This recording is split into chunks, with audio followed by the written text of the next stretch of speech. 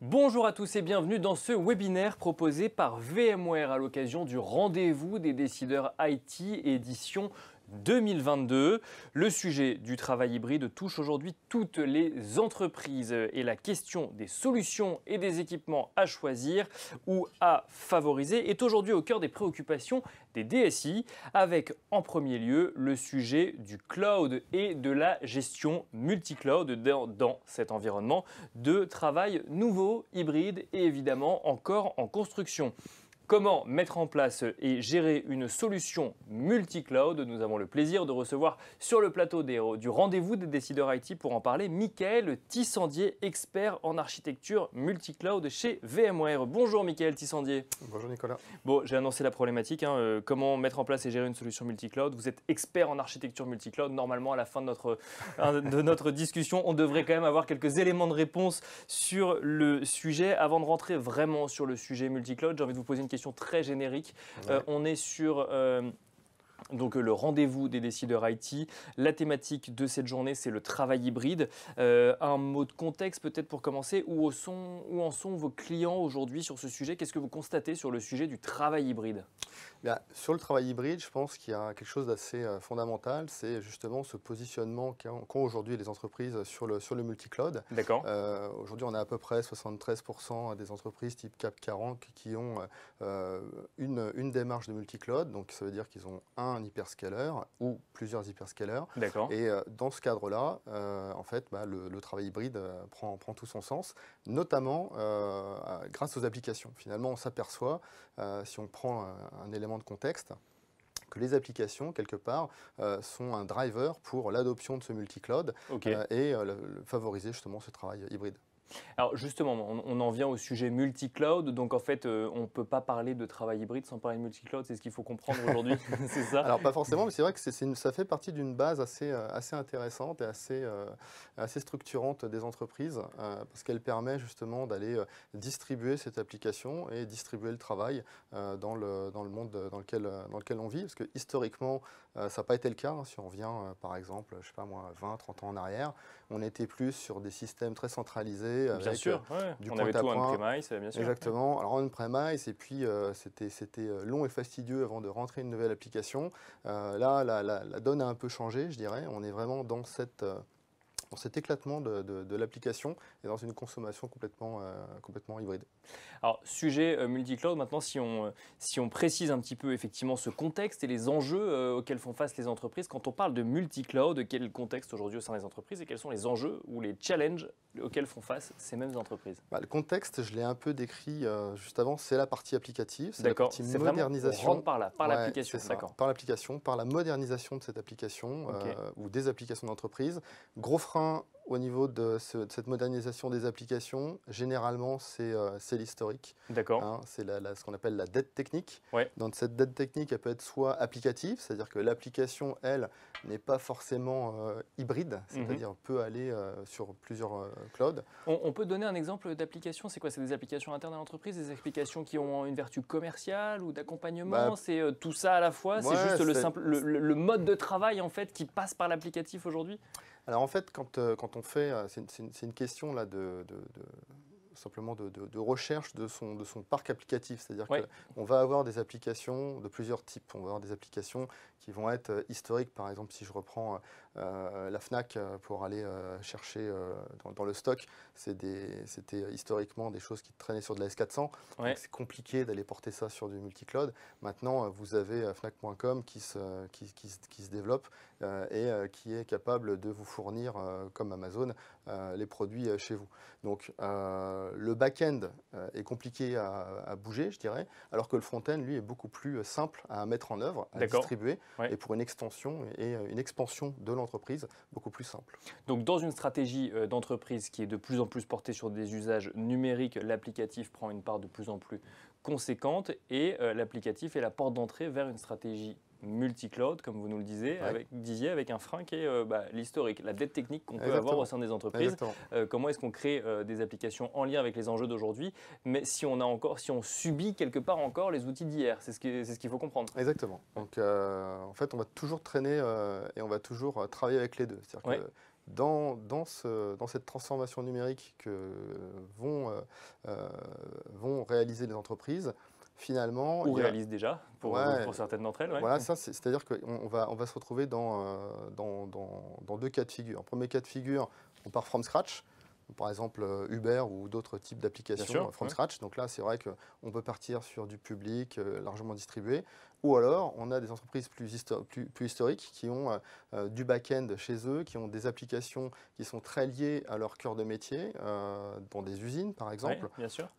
Et là, ça va être plus compliqué de faire le pas directement dans la partie public cloud. En revanche, ce qui va se passer en termes d'organisation, c'est qu'on va voir deux types d'organisations un peu parallèles se développer avec effectivement le patrimoine applicatif qui va rester le cœur de l'entreprise, vraiment le cœur de l'entreprise, et à côté, cette nouvelle transformation applicative, donc avec les nouveaux besoins, des nouveaux enjeux clients qui vont se développer. Et ça va se passer de manière vraiment parallèle. On ne va pas y avoir une rupture. D'ailleurs, ce n'est pas du tout ce qu'on voit si on prend des entreprises historiques américaines ou françaises. On voit toujours des applications qui sont historiques, que ce soit Sanofi, que ce soit General Electric, que ce soit BNP Paribas, par exemple. Il y a toujours du back-end qui reste le back-end pur et dur, parfois sur du mainframe, parfois sur de l'S400, et on a derrière des services clients, des nouveaux services clients, avec de la croissance, des services à croissance. Ça, c'est important de bien voir que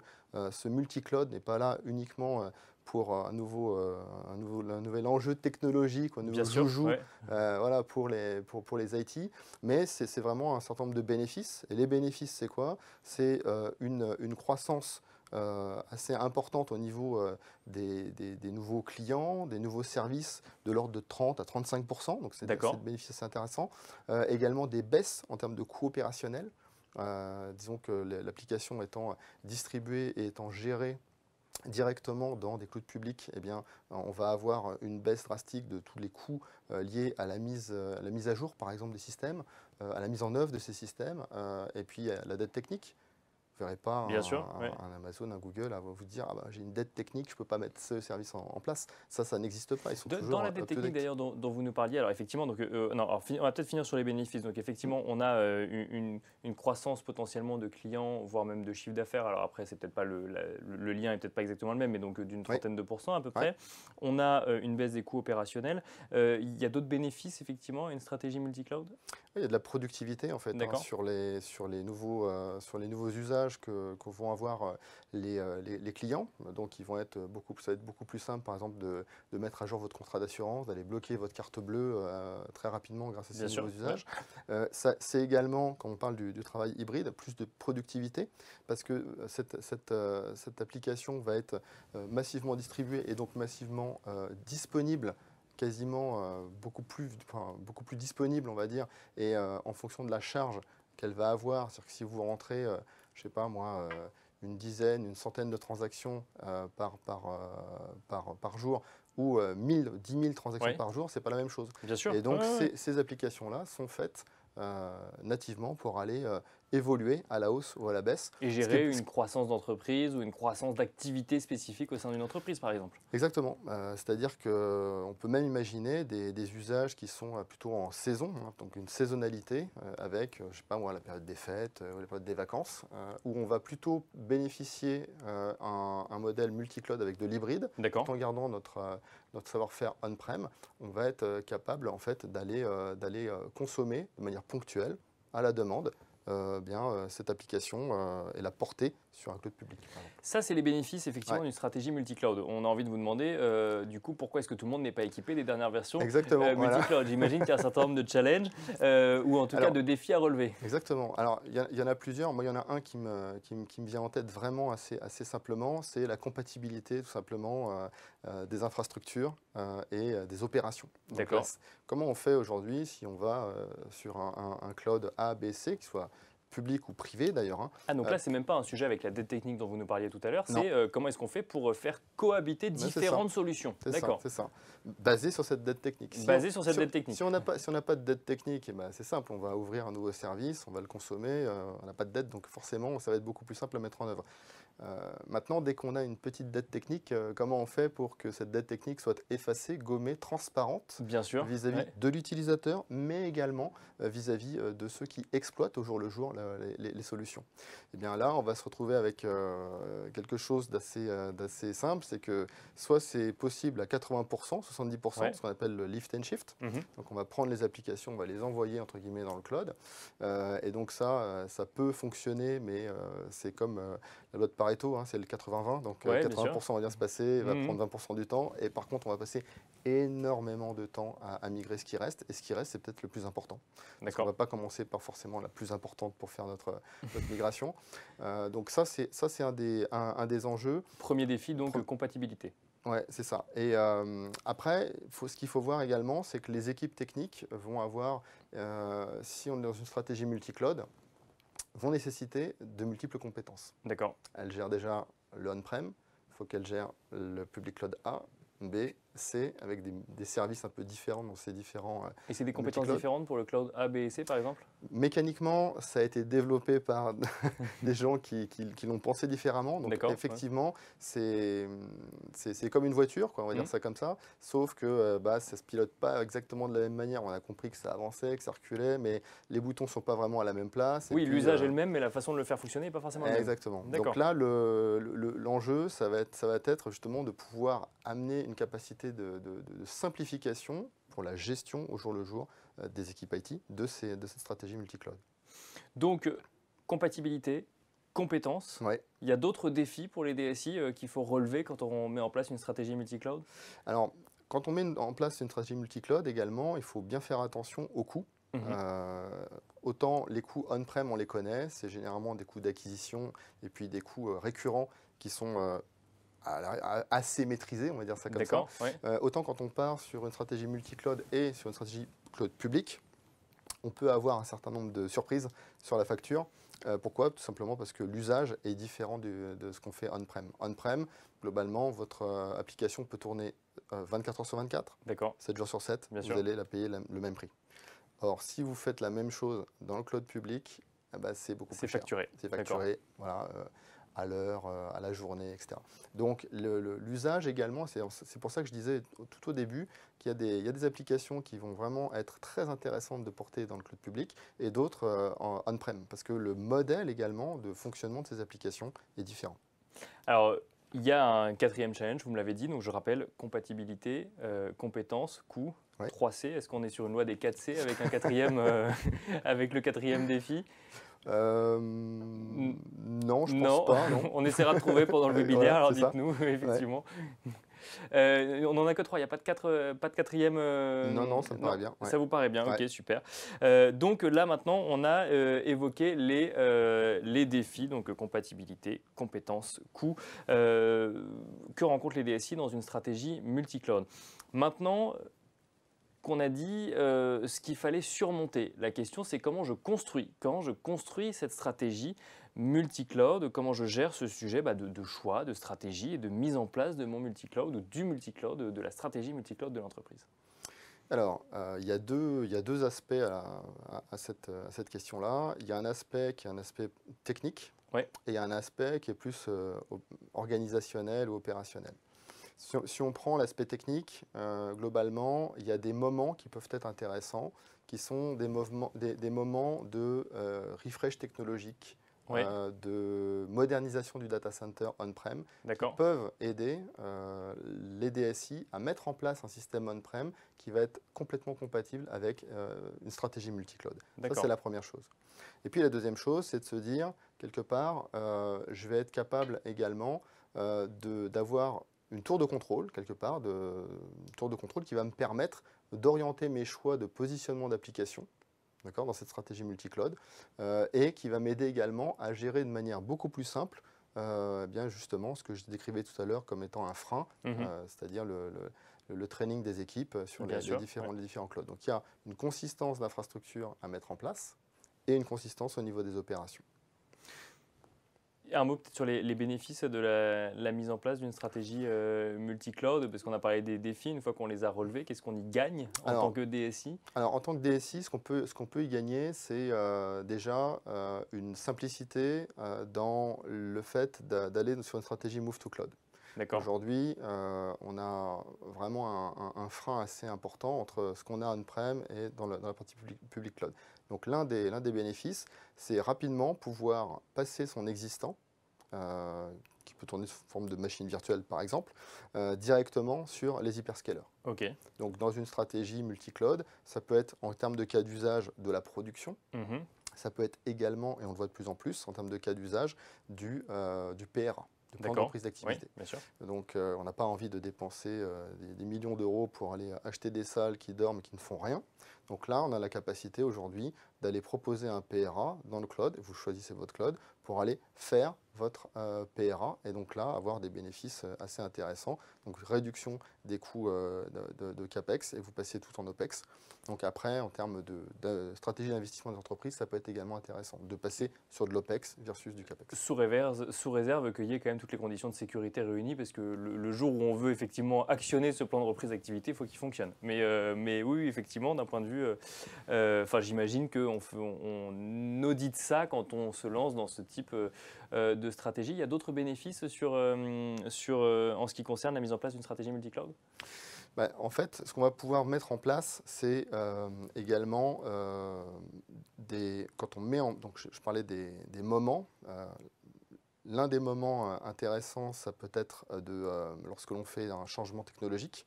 De plus en plus, ce qu'on voit, c'est que les clients on-prem s'équipent avec des stacks complètes de type hyper convergé.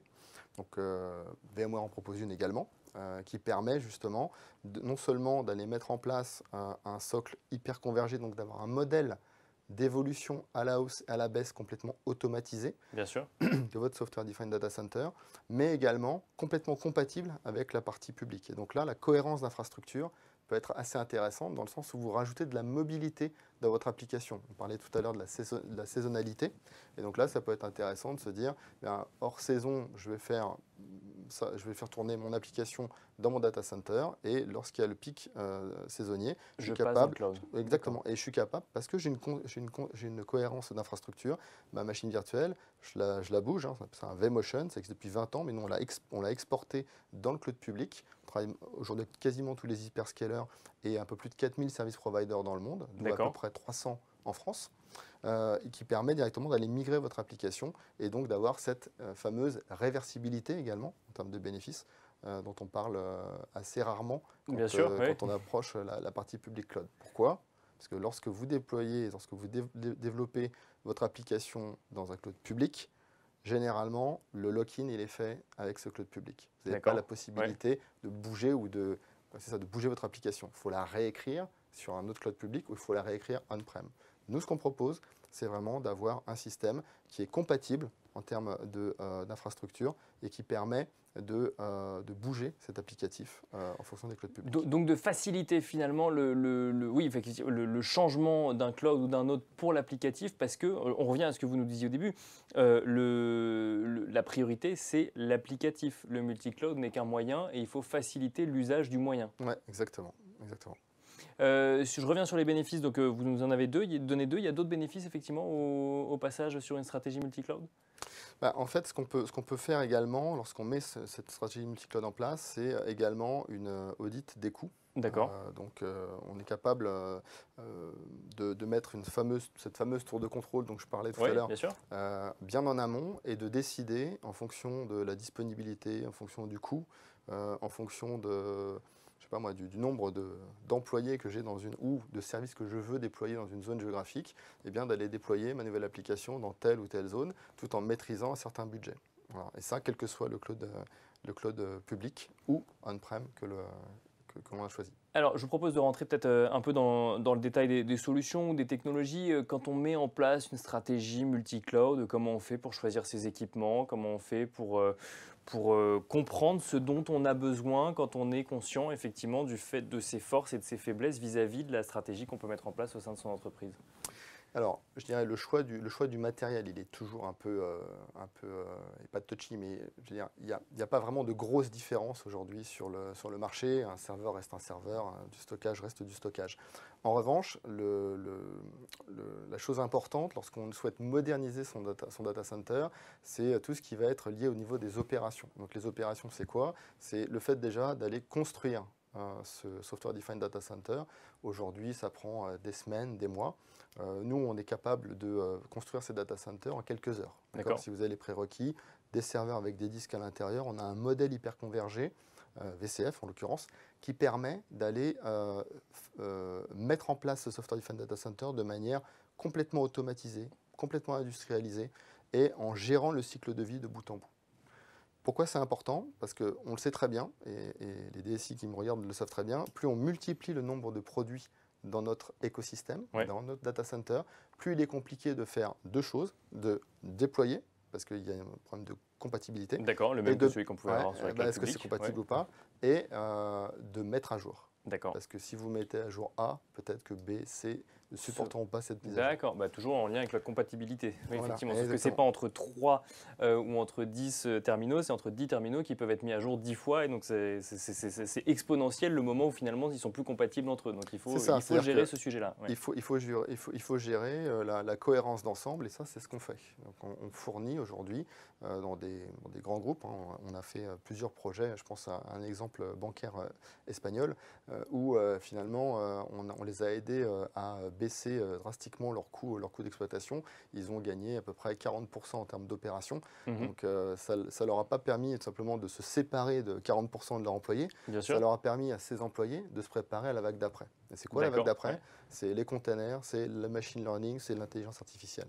Et donc, justement, en libérant du temps, parce qu'on automatise, on permet justement à l'IT de grandir et de devenir stratégique pour les business et pour le métier de l'entreprise.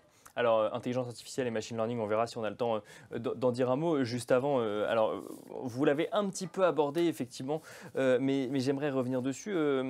Quand est-ce qu'on décide de passer sur une stratégie multi-cloud? Est-ce qu'il y a un bon moment? Est-ce qu'il faut le faire le plus vite possible ou au contraire réfléchir un peu avant ou mettre en place certains éléments avant de se lancer?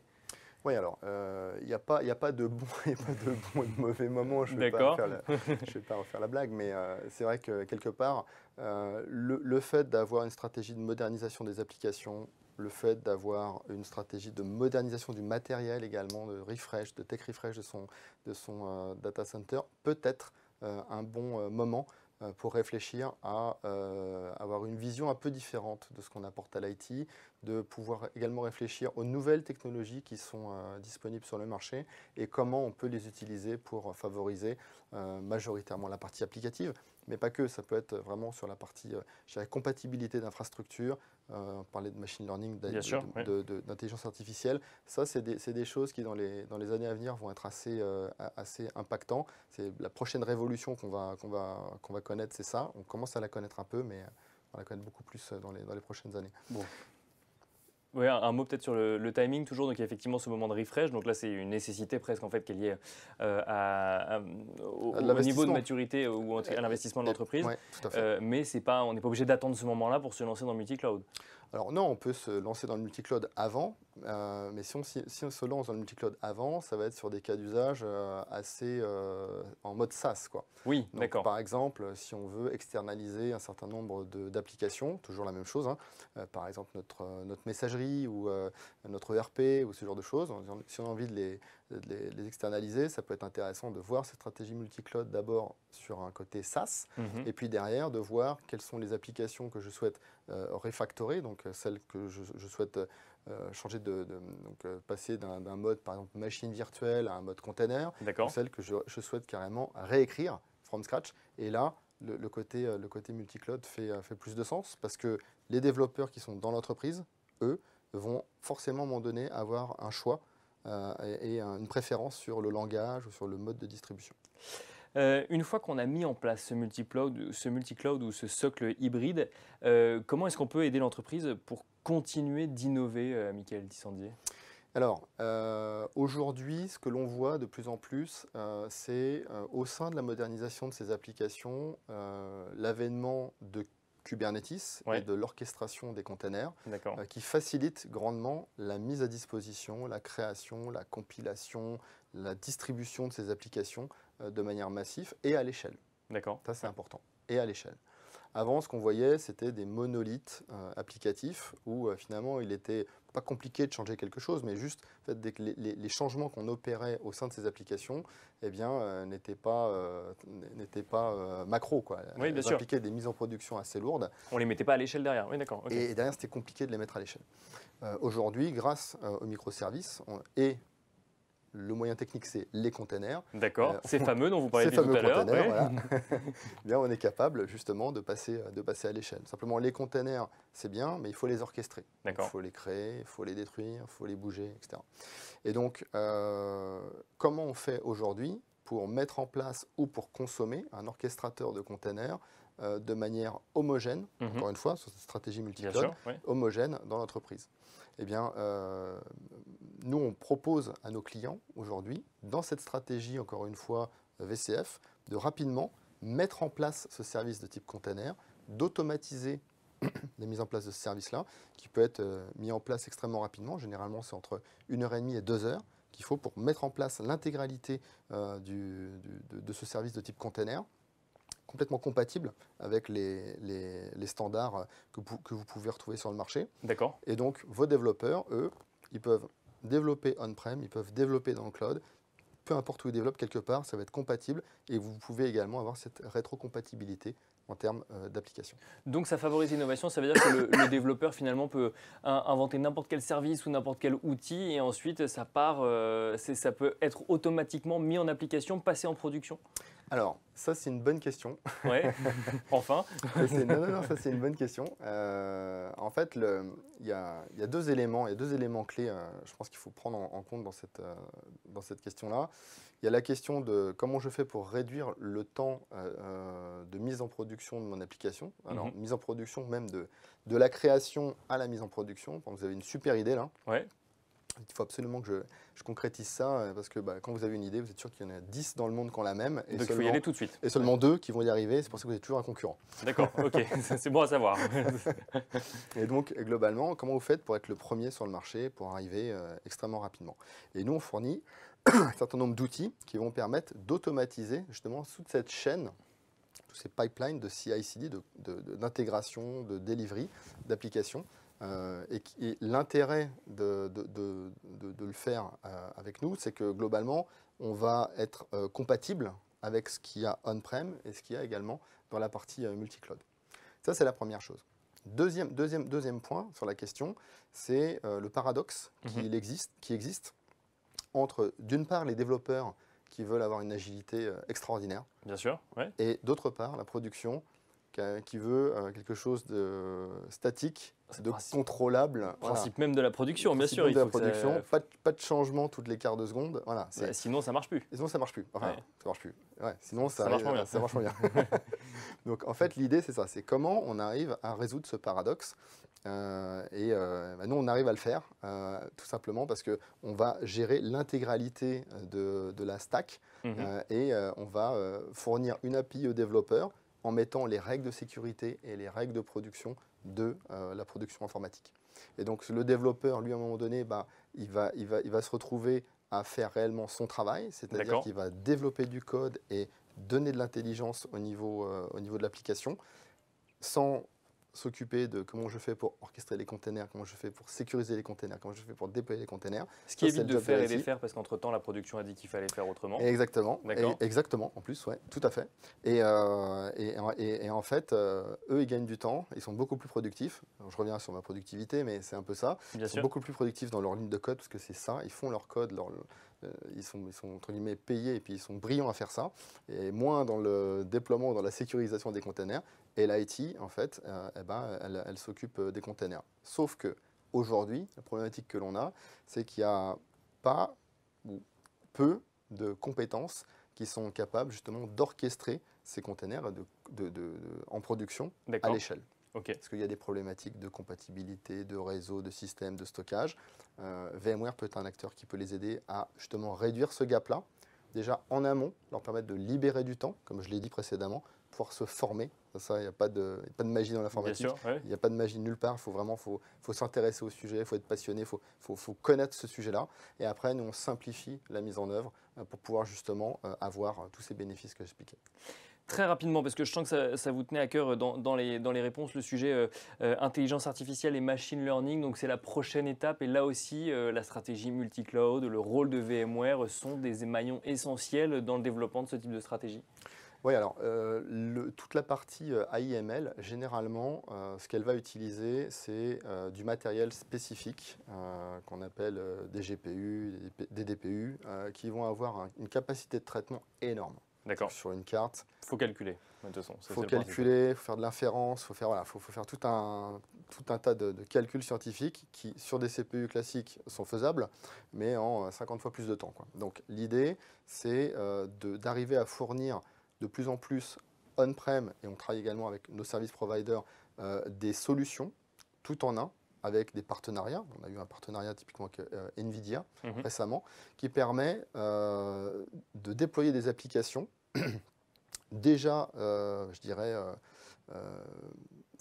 des modèles, on va dire plutôt, des modèles déjà un peu entraînés, par exemple pour reconnaître des voitures, pour reconnaître des panneaux, déjà pré-entraînés, qui sont déjà déployables sur nos systèmes VMware et qui permettent justement aux développeurs et aux data scientists d'aller mettre la valeur ajoutée sur ces applications, plus que de gérer l'infrastructure, créer les modèles et gérer toute la tuyauterie, quoi. Donc on en revient effectivement sur ce sujet créativité du développeur vs production, où là en l'occurrence c'est un peu plus que de la production en ce qui concerne le machine learning ou l'intelligence artificielle, mais on reste sur ces mêmes mécanismes. Merci beaucoup Michaël Tissandier d'avoir partagé votre expertise avec nous sur le plateau du rendez-vous des décideurs IT. Merci beaucoup. Merci Nicolas. Je rappelle que vous êtes expert en architecture multi-cloud chez VMware et merci à vous de nous avoir suivis depuis le plateau du rendez-vous des décideurs IT.